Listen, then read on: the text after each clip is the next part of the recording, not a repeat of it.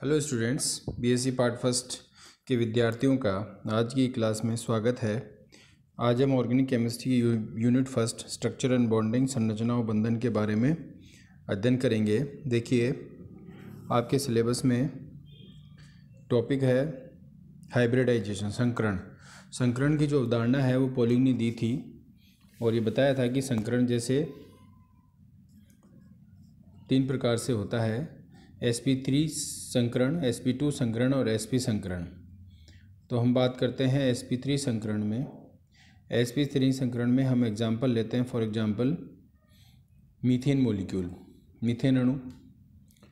Methane में carbon CH4 है। देखिए, कार्बन का जो इलेक्ट्रॉनिक कॉन्फ़िगरेशन है, कार्बन एटम का electronic configuration 1s2 2s2 2px1 2py1 और 2pz0। मतलब p ऑर्बिटल जो है एटॉमिक ऑर्बिटल, वो उसमें 2 इलेक्ट्रॉन होते हैं। ठीक है। अब देखिए, जनरली जब हम संयोजकता की बात करते हैं तो कार्बन की जो वैलेंसी है वो कार्बन टेट्रावैलेंट होता है, मतलब चतुसंयोजी तत्व होता है। लेकिन कार्बन के पास में अयुग्मित इलेक्ट्रॉनों की संख्या केवल 2 है। इसका मतलब कार्बन जब मॉलिक्यूल बनाता है, जब अणु बनाता है, तो उसके पास में 4 अयुग्मित इलेक्ट्रॉनों की संख्या होनी चाहिए। तो इसमें क्या होता है, जब रासायनिक क्रियाएं होती है तो उसमें कार्बन के 2s से एक इलेक्ट्रॉन 2pz में चला जाता है। ठीक है। तो उसके जाने की वजह से उसमें 4 अयुग्मित इलेक्ट्रॉन हो जाते हैं, वो चतुसंयोजी के रूप में प्राप्त होता है। अब देखिए, जब बॉन्डिंग होती है, जब बंध बनता है, तो उसमें एक 2s है, एक 2px है, 2py1 2py और 2pz। 2px 2py 2pz ये तो तीनों समान ऊर्जा के और समान आकार के ऑर्बिटल्स है, लेकिन s ऑर्बिटल समान आकार का नहीं है। ठीक है। अब जब इनमें बॉन्डिंग होगी, हाइड्रोजन बॉन्डिंग, हाइड्रोजन के साथ में इसका बंध बनेगा, तो ये चारों जो है वो समान प्रकार के होते हैं मीथेन में। तो ये कैसे होता है? तो विक्रिया से पहले ये जो 2s 2px 2py 2pz ये तीनों मिलकर के और 4 संकरित sp3 संकरित कक्षक बनाते हैं। ठीक है। चारों मिलकर के 4 sp3 हाइब्रिडाइज्ड sp3 ऑर्बिटल बनाते हैं। ठीक है। sp3 हाइब्रिडाइज्ड ऑर्बिटल जो है उसकी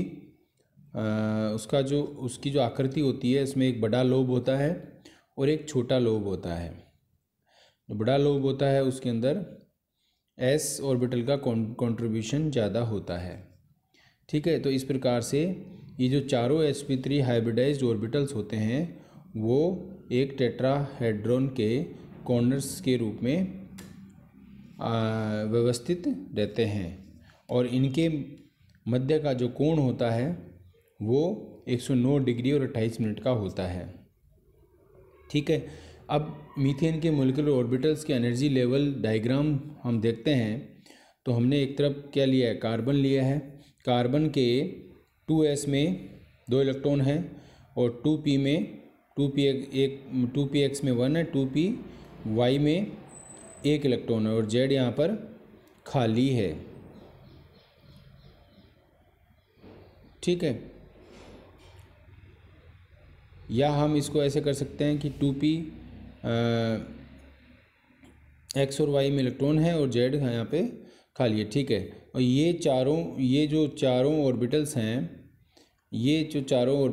ये मिक्स होकर के और 4 sp3 हाइब्रिडाइज समान ऊर्जा के समान आकार के 4 हाइब्रिडाइज्ड sp3 हाइब्रिडाइज्ड ऑर्बिटल बनाते हैं।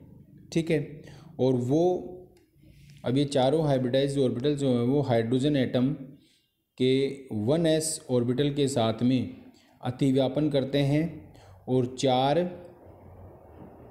मॉलिक्यूलर ऑर्बिटल बनाते हैं और 4 एंटी बॉन्डिंग मॉलिक्यूलर ऑर्बिटल बनाते हैं। 4 तो बॉन्डिंग बनाते हैं, 4 एंटी बॉन्डिंग बनाते हैं और उसमें जो बॉन्डिंग मॉलिक्यूलर ऑर्बिटल है उसके अंदर इलेक्ट्रॉन भरे जाते हैं, क्योंकि ये निम्नतम ऊर्जा स्तर पर होते हैं और इससे इनके अतिव्यापन से सिग्मा बंध का निर्माण होता है। यहाँ पर मैंने आपको मीथेन की जो मॉलिक्यूल की जो स्ट्रक्चर है वो यहाँ पर दर्शाई है। तो इसमें sp3 हाइब्रिडाइज्ड हाइड्रोजन एटम के साथ में हाइड्रोजन का जो ऑर्बिटल है उसके साथ में ओवरलैप करके और सिग्मा बंध का निर्माण करता है। ठीक है। इसी प्रकार से sp2 संकरण जो है वो इथाइलिन या एथीन मॉलिक्यूल के अंदर पाया जाता है। एथीन मॉलिक्यूल जो है वो प्लेनर होता है। इसमें कार्बन हाइड्रोजन जो बंध लंबाई है वो 108 पिकोमीटर होती है। कार्बन की बंध लंबाई 133 पिकोमीटर होती है। और जो बॉन्ड एंगल है इसमें sp2 हाइब्रिडाइजन में 120 डिग्री का होता है। यहाँ पर बॉन्ड एंगल जो कार्बन हाइड्रोजन का बॉन्ड एंगल है वो 117.8 डिग्री है। ठीक है। तो sp2 हाइब्रिडाइजेशन में क्या होता है कि एक p ऑर्बिटल जो है वो इसमें अनहाइब्रिडाइज्ड रहता है।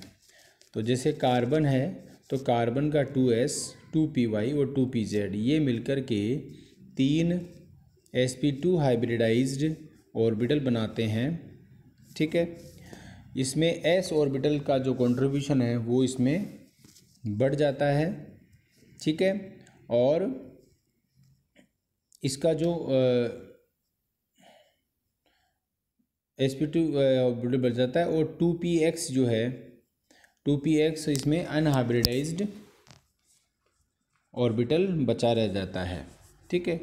तो मैंने यहाँ पर प्रत्येक कार्बन एटम का sp2 हाइब्रिडाइज्ड ऑर्बिटल प्लस एक आपका px जो ऑर्बिटल है वो यहाँ पे चित्र में दर्शाया है।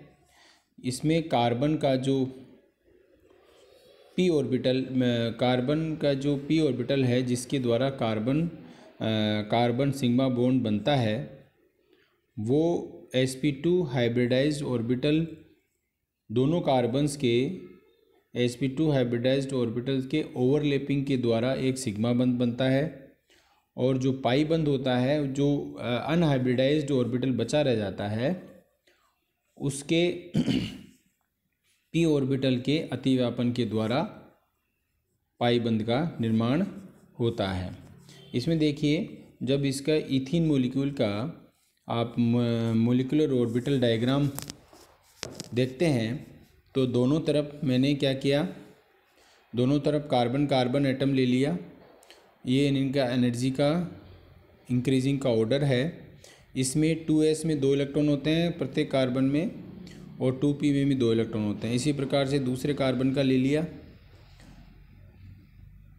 sp2 हाइब्रिडाइजेशन होता है तो एक s और 2p मिलकर के 3 sp2 hybridised orbital molecular orbital बनाते हैं।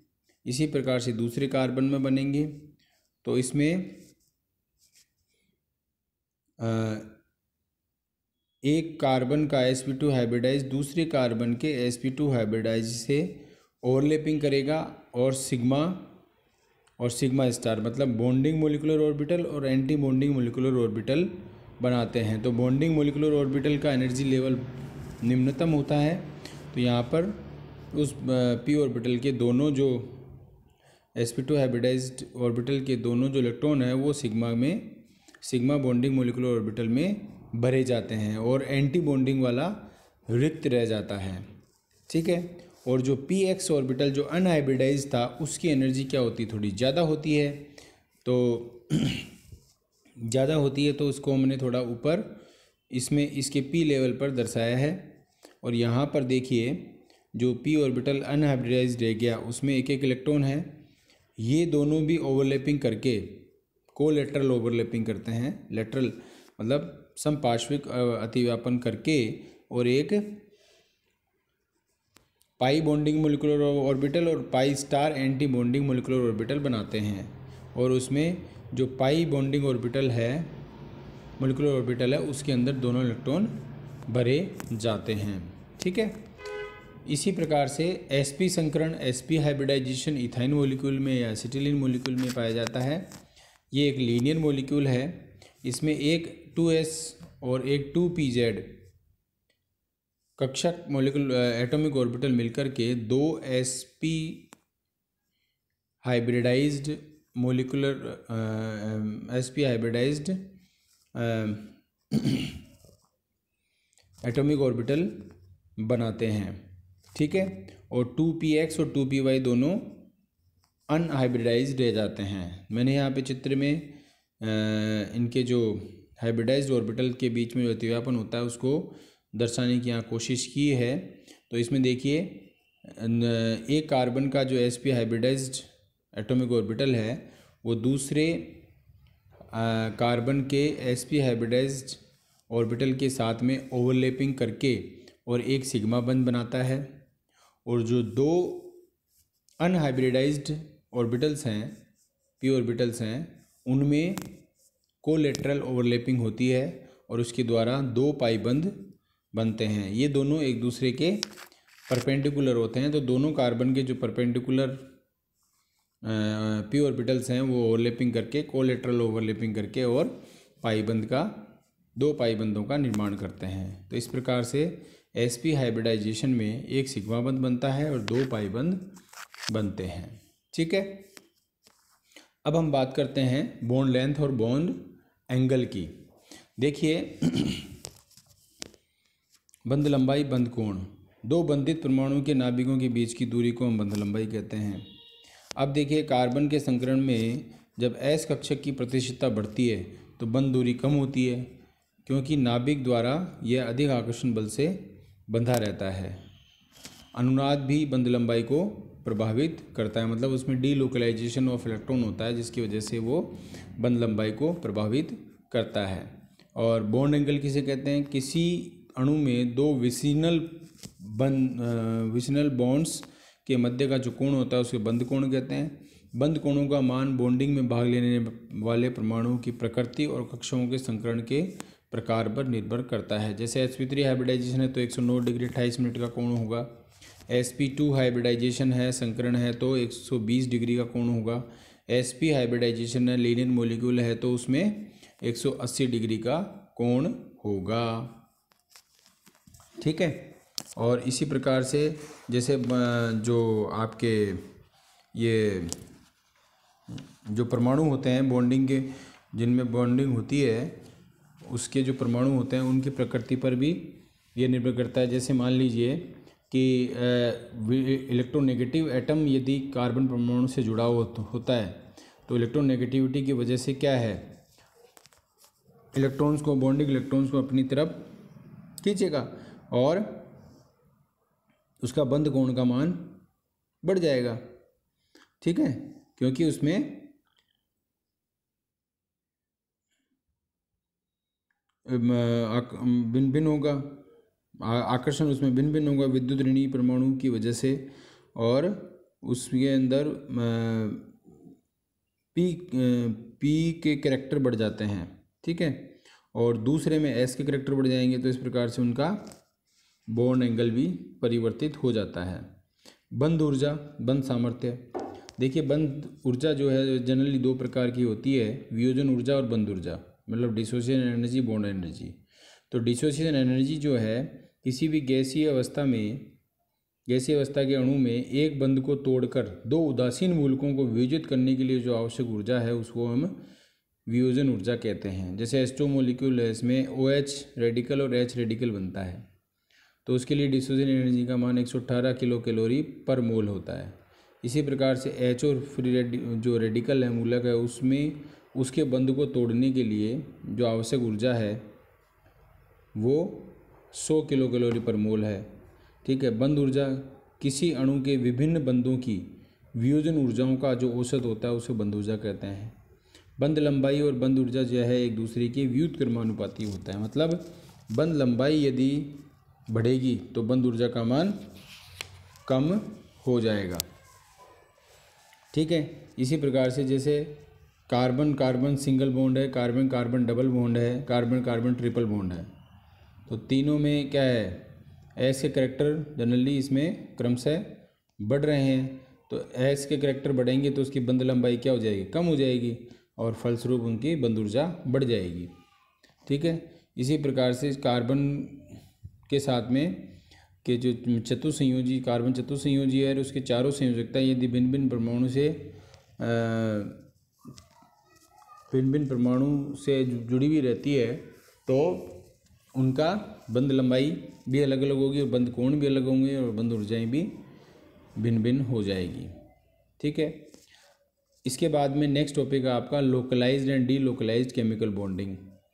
तो लोकलाइज्ड का मतलब हो गया कि कार्बनिक ऑर्गेनिक ऐसे कंपाउंड्स जिनमें सहसंयोजक बंध हो, और यदि दोनों सहसंयोजक बंध के जो इलेक्ट्रॉन हैं वो दो परमाणुओं के मध्य ही केंद्रीकृत होते हैं, उन्हें लोकलाइज्ड केमिकल बॉन्डिंग कहते हैं, केमिकल बॉन्ड कहते हैं। ठीक है। और यदि और जो ऑर्गेनिक मॉलिक्यूल्स हैं उनमें जो सहसंयोजी बंधी इलेक्ट्रॉन्स होते हैं वो दो बंधित परमाणु पर केंद्रित ना होकर के पूरे अणु में केंद्रित होते हैं, विकेंद्रीकृत होते हैं, मतलब डीलोकलाइज्ड होते हैं। तो उसको हम डीलोकलाइज्ड केमिकल बॉन्ड कहते हैं। और डीलोकलाइजेशन ऑफ केमिकल बॉन्डिंग की वजह से उस अणु का स्थायित्व बढ़ जाता है। जैसे फॉर एग्जांपल 1,4 पेंटाडाइन है तो इसमें डीलोकलाइजेशन नहीं पाया जाता, केवल 2 लोकलाइज्ड पाई बॉन्ड हैं। लेकिन 1,3 ब्यूटाडाइन पे हम ध्यान दें तो इसमें 2 डीलोकलाइज्ड पाई बॉन्डिंग है, और डीलोकलाइज्ड पाई बॉन्डिंग की वजह से इसका स्थायित्व 1,4 पेंटाडाइन की बजाय अधिक पाया जाता है। ठीक है।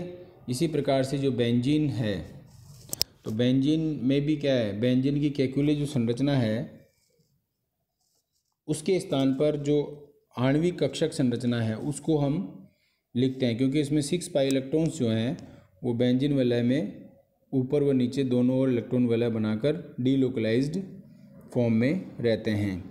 इसी प्रकार से जो आपका एलिल आयन है या बेंजिल आयन है उसमें भी delocalisation of electrons bonding electrons पाया जाता है, जिसके कारण उनको जो है उनका स्थायित्व अधिक होता है।